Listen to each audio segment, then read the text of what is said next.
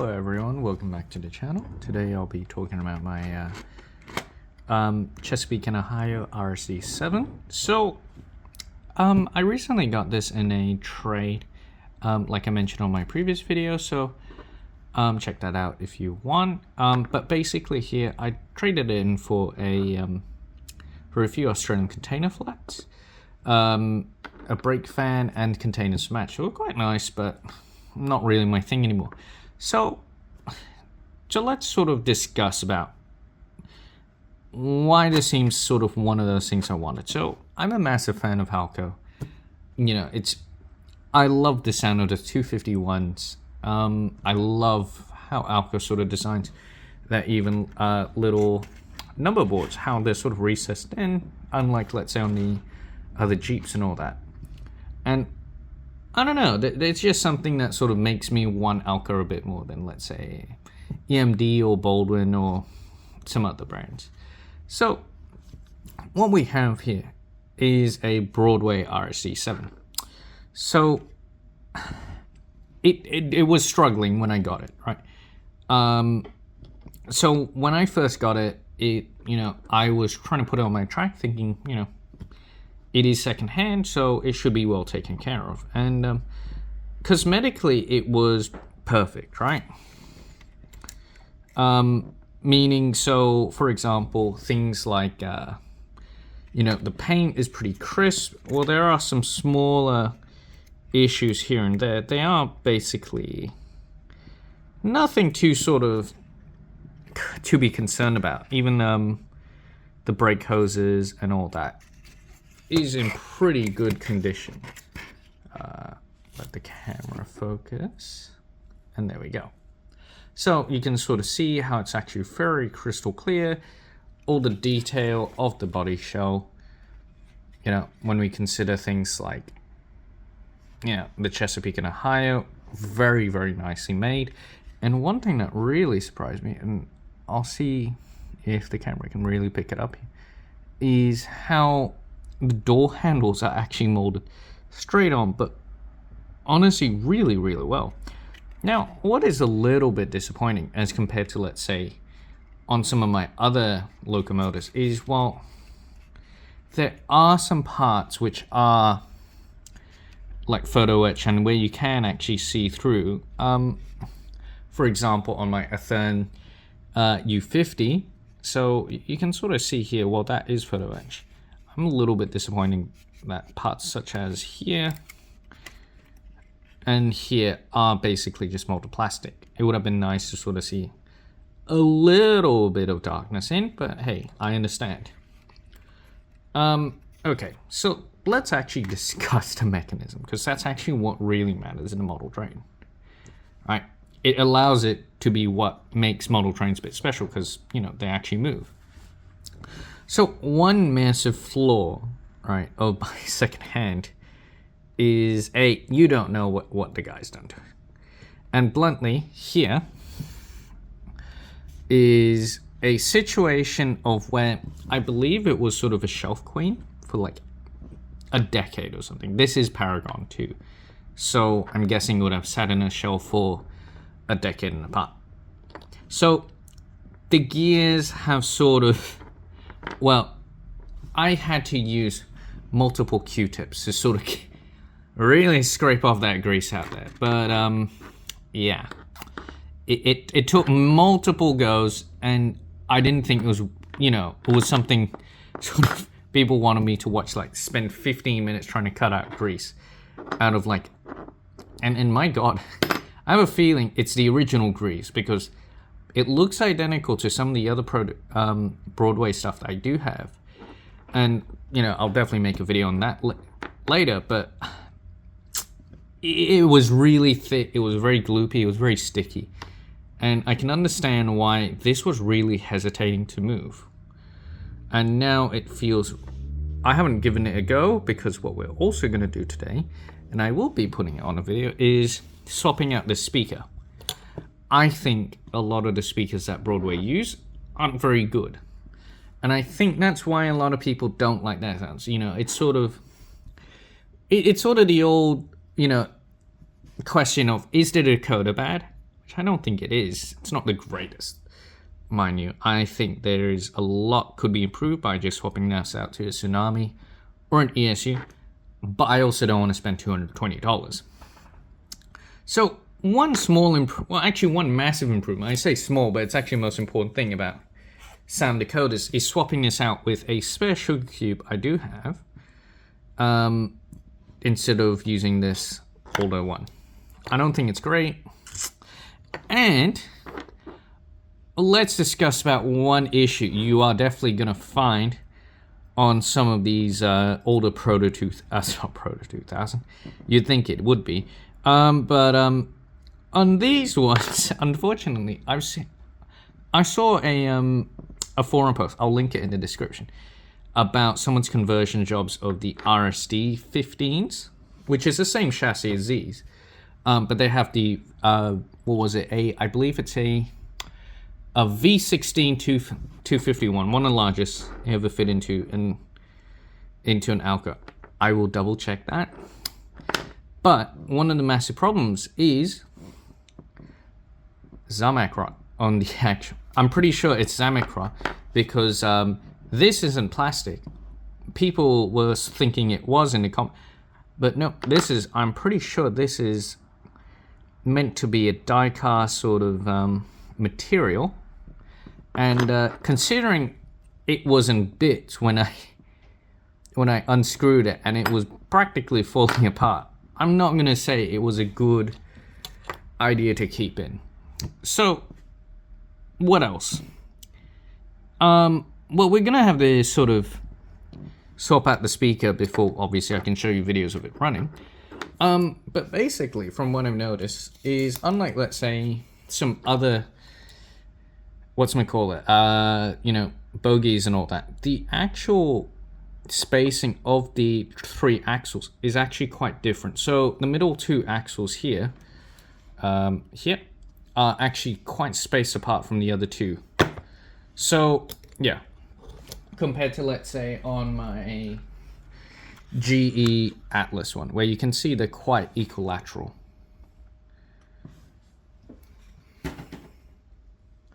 So, all right, let's get started. So I'm using my soldering iron at around 300 degrees. I try and not make it a bit too more because I feel like we're gonna accidentally melt a few bits more. So all I'm gonna do here is unsolder this. So it is a 16 watt speaker and I am just replacing it to an 8 watt. So I have double checked, so it should be okay.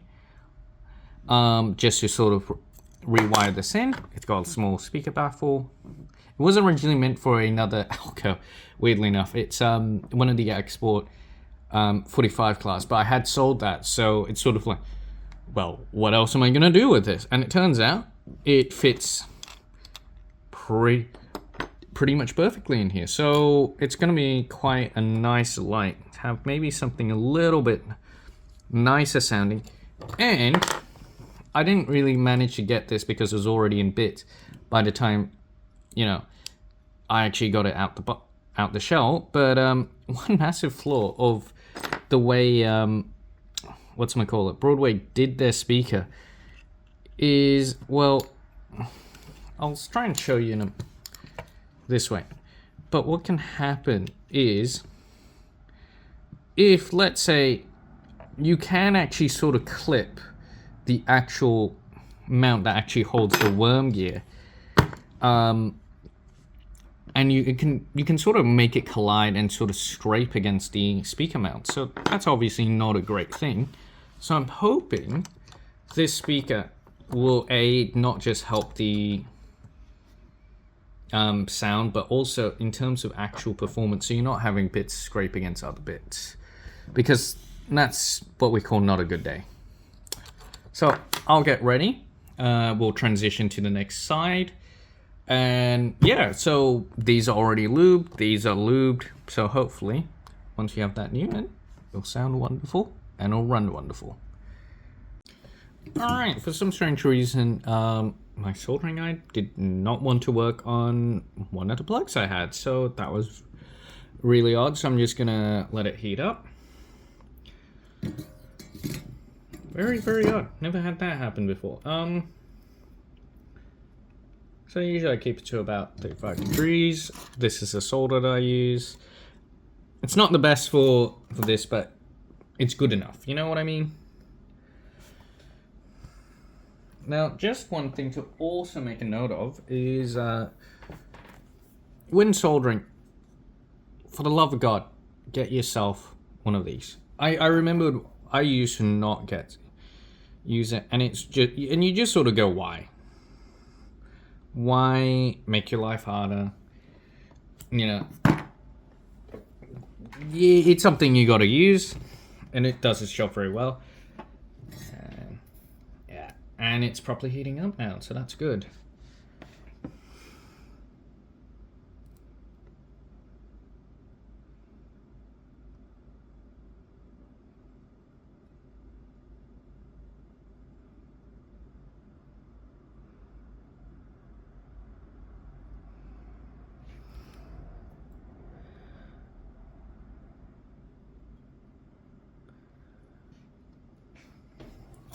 Fresh solder, make sure it's a good joy. Oh.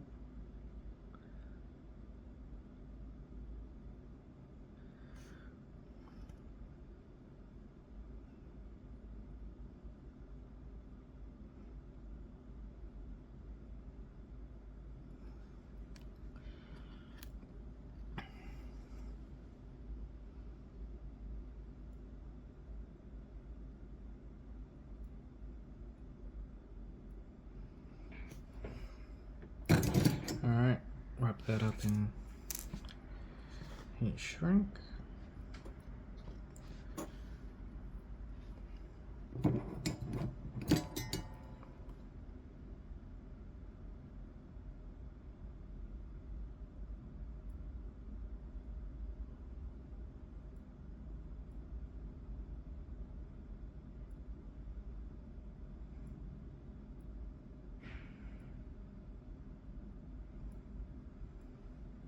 There we go. Yep. So that's nicely insulated.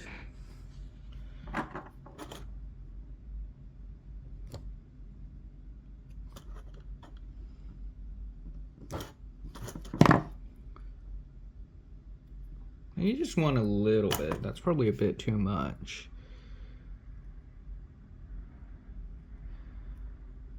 So let's just trim the ends off.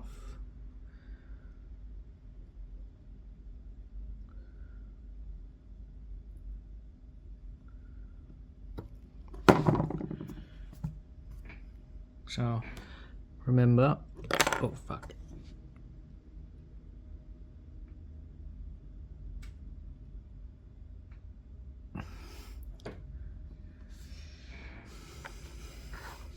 All right. So with speakers, there's no real sort of negative or positive side, but you basically, because all it is, it's a resistor, right? So just make sure that you have a good solid connection.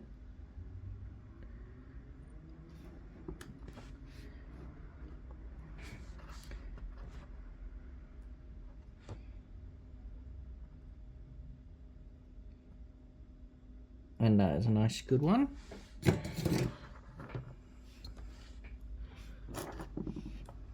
Clean this.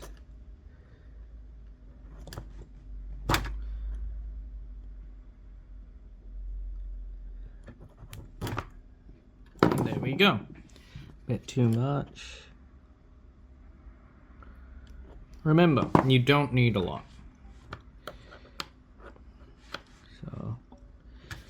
What we're doing is we're gonna use a little bit of double-sided tape.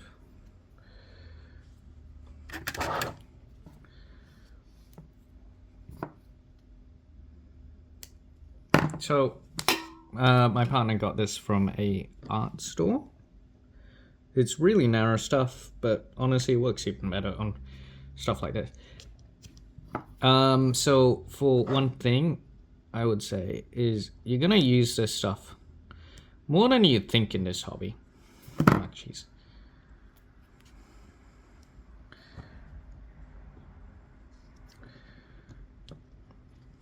Just because for things like one of the most annoying things about the Proto 2000s, you'll find is, I don't know who came up with it, right? But for the design they came up with, because it's got no actual sort of screws to sort of secure the mount in, it is absurdly easy to drop the mech on the floor. Nope, that's actually got the stuff on it. Typical. It's one of the most annoying things about double-sided tape. Nope.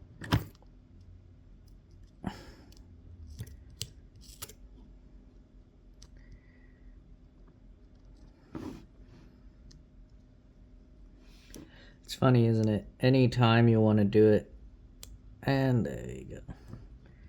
Oh, jeez. Anytime you want to do it live on camera, it's like, oh, it never wants to work for you. I have a feeling if I do it on here,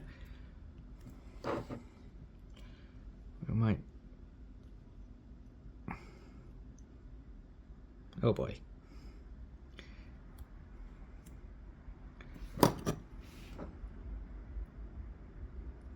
Oh, and there we go. This is why having... Oh, God. Having an X-Acto knife is really useful. It all comes in handies with little things like these.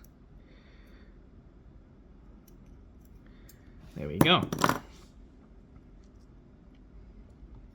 Making sure that's nice and secure.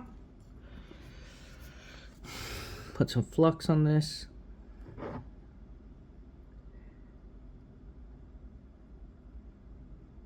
I use cotton buds because, well, it always seems near impossible to get flux off anything else. So, at least with Q-tips and all that.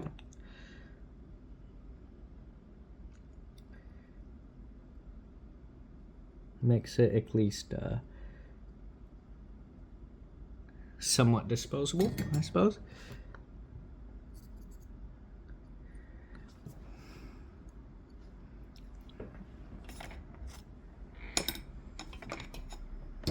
That's one thing I forgot, is to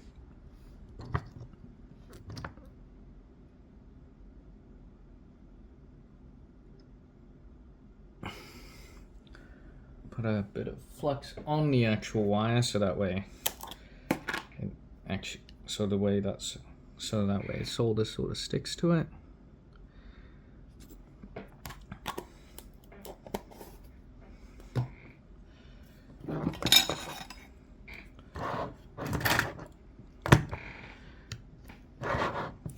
And one thing you're gonna notice is, unfortunately, using metal tools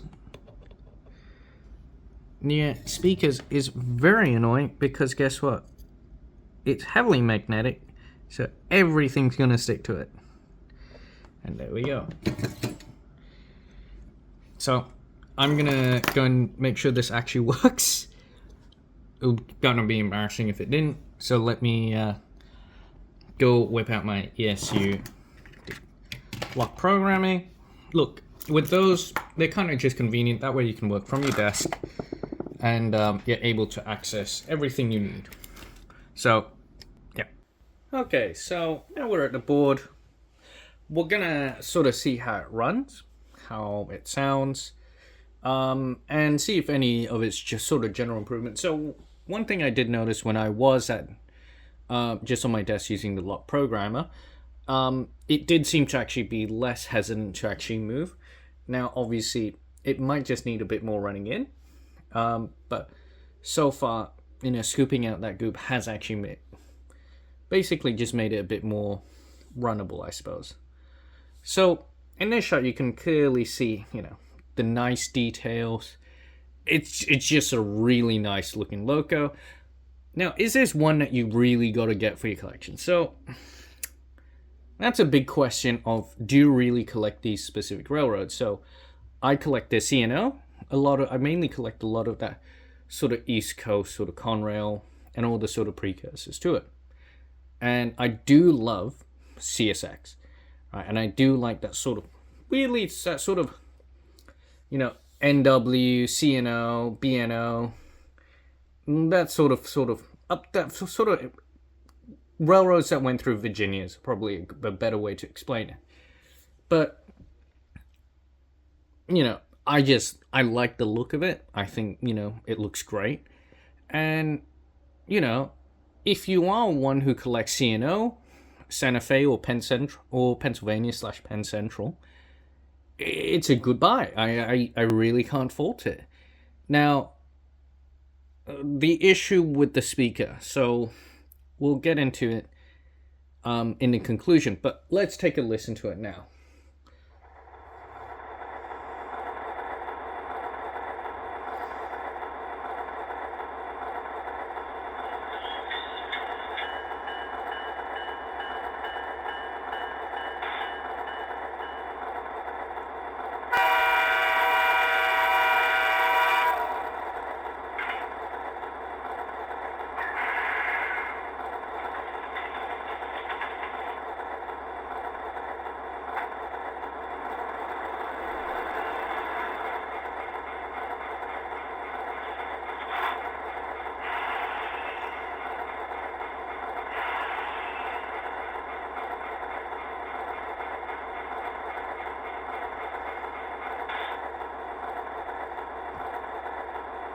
Okay, so obviously I'll probably put a bit of a description of what it is, of what sounds you were hearing.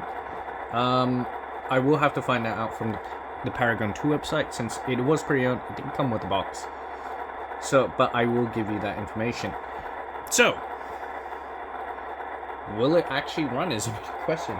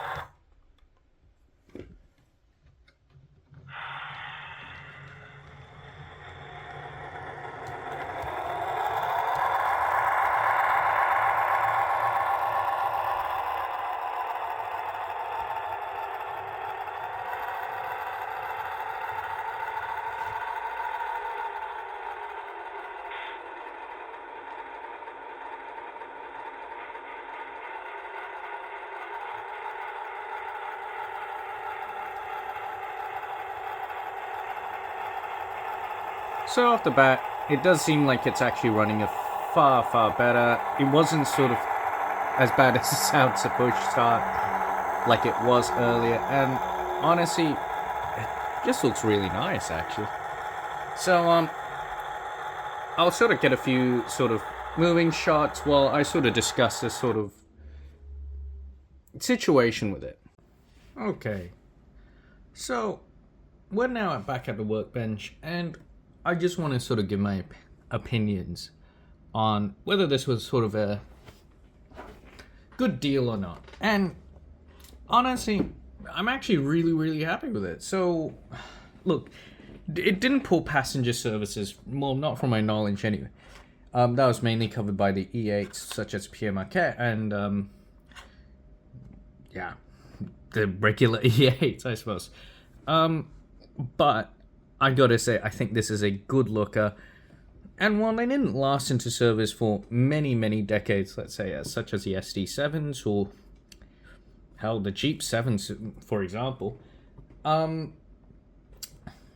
think this is a good solid buy, especially if you like modeling Santa Fe. And I know, well, I don't model Santa Fe. There's a lot of people who do love the Santa Fe. So, clearly, if you like Santa Fe, if you like Pennsylvania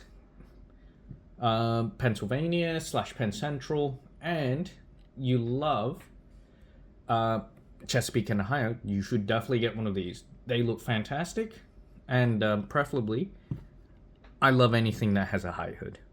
So, thank you for watching this video, and hopefully you come back next time. Thank you.